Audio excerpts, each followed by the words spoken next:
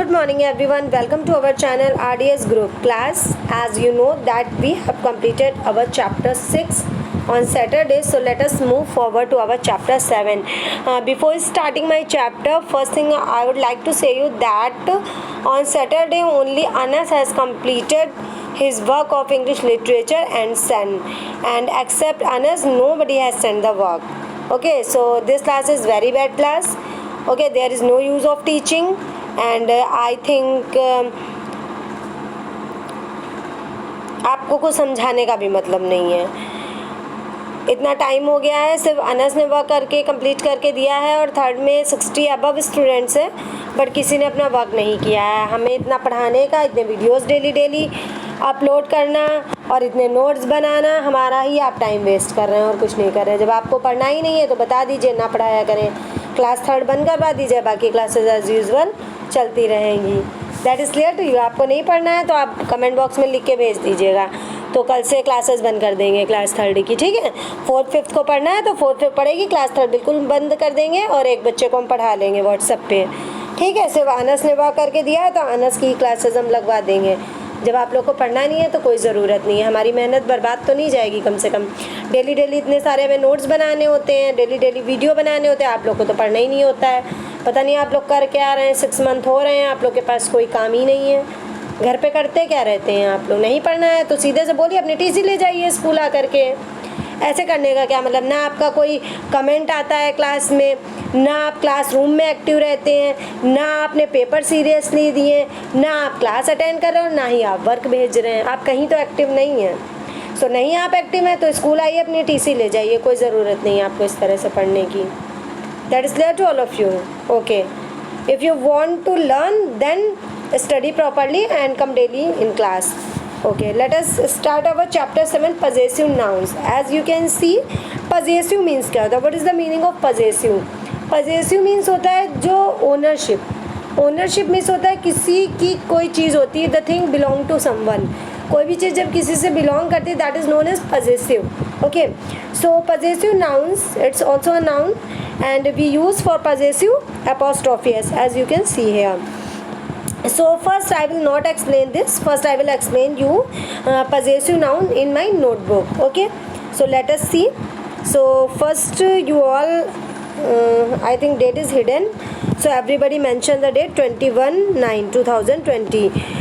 Let us write the thought. First you start writing the thought. The possessive form of a noun shows ownership.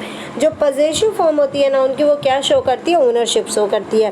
Inverted comma start, full stop, inverted comma close and underline. After that write the next heading chapter 7 and chapter is possessive noun and apostrophe s. That apostrophe s मतलब क्या होती है possessive noun, हम किसको बोलते हैं, मतलब कैसे हम show करते हैं. How will we denote possessive? तो we denote by this.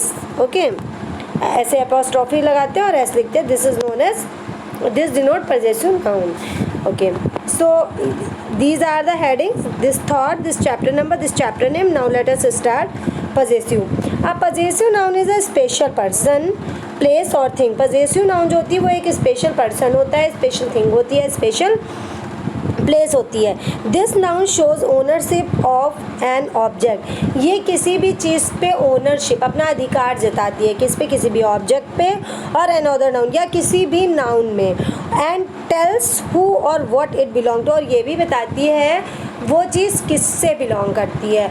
तो possessive noun is a noun that show the possessiveness and in possessive noun there is something like object or a noun that belong to someone, जो किसी से belong करती है. ठीक है, किसी का किसी पे अधिकार होता है. सपोज मैंने कहा ये पेन मेरा है, this pen is mine. Okay, या अगर मेरी कोई चीज़ है, मैंने कहा ये बॉक्स मेरा है तो मेरा अधिकार है मेरे बॉक्स पे. ये डॉग मेरा है तो मेरा अधिकार है मेरे डॉग पे. ठीक है, तो इस टाइप के सेंटेंसेस में for such type of sentences we use possessive. Now we add an apostrophe s with the noun to show possession और ownership. ओनरशिप या पोजीशन को शो करने के लिए हम apostrophe s को यूज़ करते हैं. एग्जाम्पल के लिए as you can see the teacher's chalk is broken. Here is given an example. The teacher's chalk is broken. First you tell me how many nouns are there in this sentence. इस sentence में कितने noun दिए गए? First one is teacher and second one is chalk. Teacher and chalk both are noun. What type of noun are these? It's a living and it's a non living. ये कैसा है? ये living noun है और ये non living noun है। It's a person. ये कैसा है? टीचर क्या है? Teacher is a person. Noun क्या होता है? Noun is the name of any person, place और थिंग। सो यहाँ पे टीचर जो है वो कैसा नाउन है? ये एक लिविंग नाउन है यानी कि पर्सन है। और जो चॉक है वो नॉन लिविंग है यानी कि ये क्या है? ये थिंग है। थिंग भी तो नाउन होती है। So there are two type of noun. और किसका किस पे पोजीशन है? टीचर का चॉक पे। दैट मीन्स जो लिविंग नाउन है उसका नॉन लिविंग नाउन पे क्या है? अधिकार है। तो चॉक किसकी है? टीचर की है। तो जो लिविंग थिंग होगी जिसका अधिकार होगा, टू हुम द थिंगिंग बिलोंग, जिससे चीज़ बिलोंग करेगी, किससे बिलोंग कर रही है? To whom the thing is belong, the thing is belong, that means the chalk is belong to the teacher. So we use apostrophe to the teacher. Teacher से belong कर रही तो जिससे चीज़ बिलोंग करेगी अपोस्ट्रोफी एस हम उसमें लगाते हैं। That's why we have use apostrophe here. That is clear to all of you. So the teacher's chalk is broken. और teacher is a, don't take it as a plural. ये plural नहीं है। देखिए यहाँ पे टीचर है और ये हमने अपोस्ट्रोफी एस यूज़ किया है, टीचर्स में नहीं किया है यूज़। टीचर है, एक टीचर की। We are talking about one teacher. So teachers ये किस टाइप का हो जाएगा? Singular possessive noun. So there are two types of noun. One is living, second one is non living. Living is a person and non living is a thing, and the non-living noun is belong to a living noun, and we always use apostrophe with the living noun. So we use and or we can say that to whom the thing is belong, चीज़ जिससे belong करती है हम उसके ऊपर apostrophe S लगाते हैं। तो हमने क्या किया? अपॉस्ट्रोफी एस टीचर पे लगाया। Next, the girls lanterns were in the air. Now again we can see here are two nouns, girls and lanterns. Lanterns means laltain. Okay, the girls and lanterns. Lanterns is the non-living and also we can say it's a thing, and girl is a living, and we can also say that it is a person.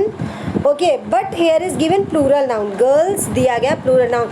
So wherever is given the plural noun and living noun, अगर कहीं पे living plural noun girls दिया है, boys दिया है, तो हम क्या करते हैं? फिर वहाँ पे हम अपोस्ट्रोफी एस नहीं लगाते, सिर्फ अपोस्ट्रोफी लगा के डिनोट कर देते हैं, तो उसका मीनिंग का आ जाता है।